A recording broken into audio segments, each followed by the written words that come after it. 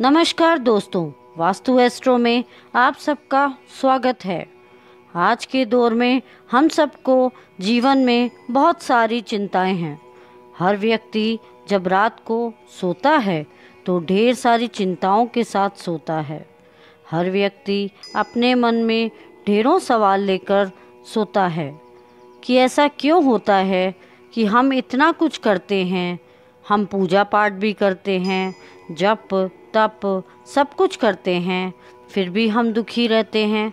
और कुछ लोग जो संसार में कुछ भी नहीं करते, ईश्वर को याद तक नहीं करते, फिर भी कुछ भी ऐसा उनके साथ नहीं होता कि उनको जीवन में ना कुछ करते हुए भी सब कुछ मिलता है।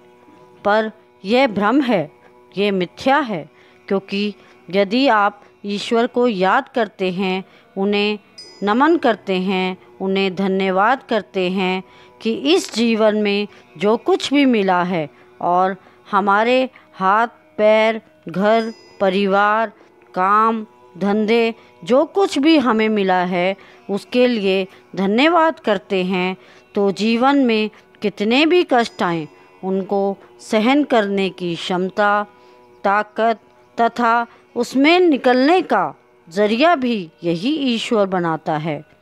वो चाहे स्वयं ना आए, पर वह कुछ ऐसे प्रावधान बना देता है कि हमें उस मुसीबत से निकाल लेता है।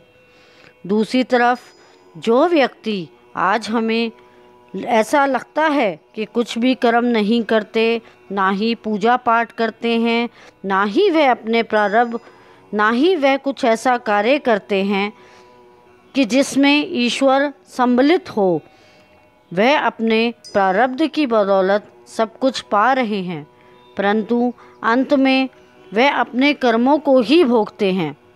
ईश्वर भी उसी का साथ देता है जो कर्म करता है। हम चाहे कितने ही दुख कलेश तन मन धन से दुखी रहते हैं, पर अपने दुखों को दूर करने के लिए व्यापारी व्यापार में तरक्की करने के लिए नौकरी पेशा लोग नौकरी क्षेत्र में प्रयास करते रहते हैं। आगे बढ़ने की ललक में ऐसा भी होता है कि कुछ लोग किसी चीज़ की परवाह ही नहीं करते। श्रीमद् भगवत गीता में भी भगवान श्री कृष्ण ने यह कहा है कि कर्म प्रधान है, कर्म ही सब कुछ है। कर्म की परिभाषा हमें श्री कृष्ण ने सिखाई है। ऐसे कर्मों पर ध्यान दें जिनको अपने जीवन में सही तरीके से उतारा जाए, तो आप अपने जीवन में विकास का अनुभव करेंगे। चाहे आप किसी भी धर्म से जुड़े हैं, हर एक धर्म में यही सिखाया जाता है कि जैसा कर्म करेंगे वैसा ही फल पाएंगे। क्योंकि चिंता करने की बजाय यदि हम उन्हें दूर करने के लिए पराक्रम करेंगे तो वही कर्म बनकर हमारे जीवन में सामने आएंगे। शनिदेव जी भी उसी व्यक्ति को संपूर्ण सहयोग देते हैं जिसमें मेहनत करने का जज्बा हो, जिसे मेहनत करने का मतलब पता हो।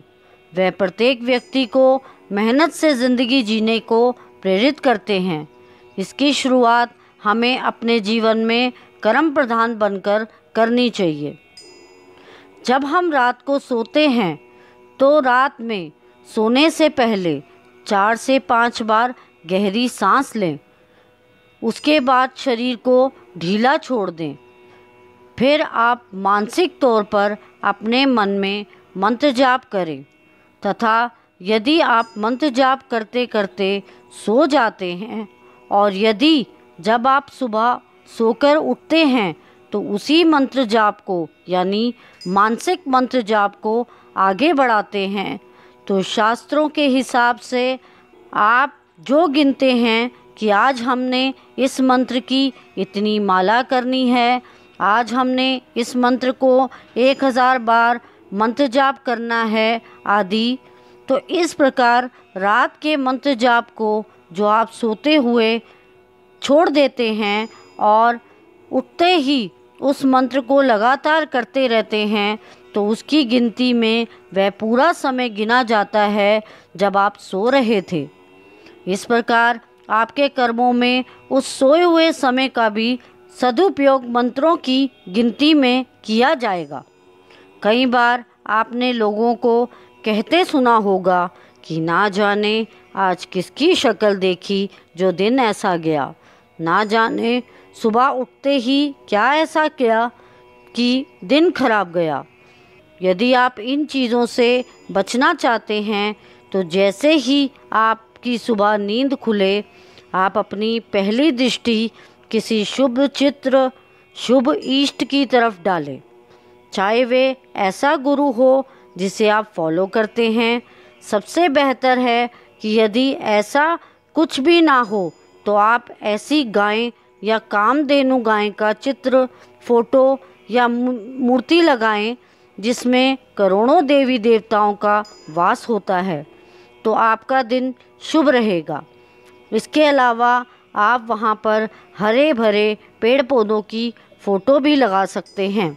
घर में कन्या साक्षात माँ दुर्गा, वैभव लक्ष्मी का स्वरूप मानी जाती है।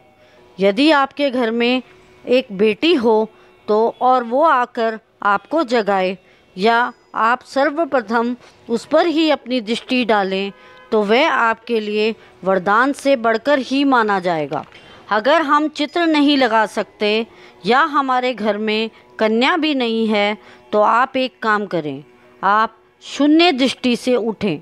अब आप कहेंगे शून्य दृष्टि का क्या मतलब है? शून्य दृष्टि का मतलब है कि जैसे ही आप उठें तो आपकी नज़र अपनी छत पे पड़ेगी और दोबारा अपनी आंखें बंद कर लें और फिर मन ही मन जिस भगवान, जिस इष्ट, जिस गुरु को मानते हैं उनकी छवि अपनी बंद आँखों में देखें ताकि आपका पूरा दिन शुभ रहे। इसके पश्चात आप अपने दोनों हथेलियों को देखें, उनकी रेखाओं को मिलाएं तथा जब वह रेखाएं मिलकर एक चांद का रूप बने तो आप अपनी हाथों की रेखाओं को देखकर ईश्वर का शुक्राना करें।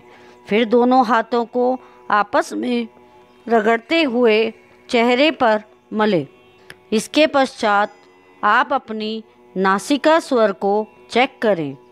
आप कहेंगे वो कैसे करते हैं? आपको मैं बताती हूँ। आप अपनी राइट नासिका में से जो सांस निकालते हैं उसे सूर्य स्वर कहा जाता है।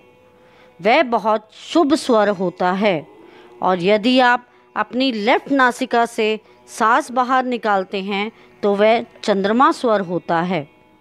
सर्वप्रथम उठते ही मुट्ठी बनाकर नाक के पास ले जाकर चेक करें कि आप सुबह सुबह कौन से स्वर से सांस ले रहे हैं। यदि आप सूर्य स्वर से सांस ले रहे हैं तो बेड से उतरते टाइम राइट पाँव पहले नीचे रखें और यदि आप चंद्रमा स्वर से श्वास ले रहे हैं तो लेफ्ट पाँव धरती पर बेड से उतरते समय पहले रखें। फिर पृथ्वी को नमन करते हुए 3 बार हाथों से पृथ्वी को चूमें। यदि स्वर समझ ना आए तो सदैव राइट पाँव ही पृथ्वी पर बेड से नीचे उतरते हुए रखें। ऐसे दिन की शुरुआत करने से आपका सारा दिन शुभ रहेगा। आपके सभी कामों में शुद्धता आएगी। कहते हैं प्रातः शुभ तो सारा दिन और दिनचर्या शुभ जाती है।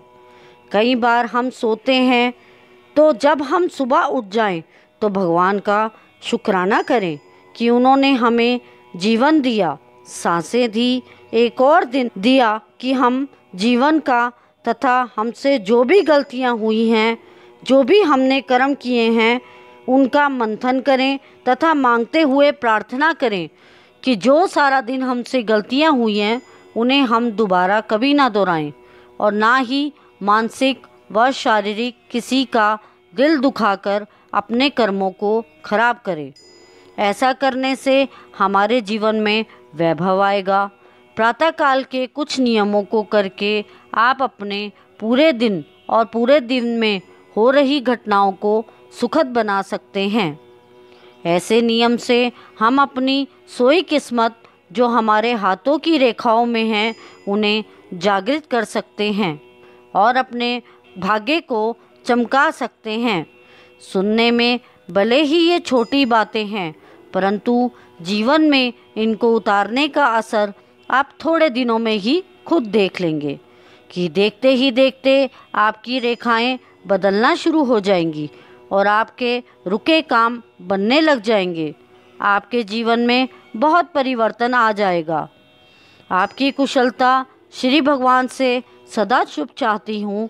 ऐसे और अधिक ज्योतिषीय सूत्रों को और उनके उपायों को जानने के लिए मेरे YouTube चैनल को सब्सक्राइब करें, लाइक करें, शेयर करें तथा कमेंट करें। मेरे वीडियो की नोटिफिकेशन बेल आइकन दबाकर पा सकें। धन्यवाद।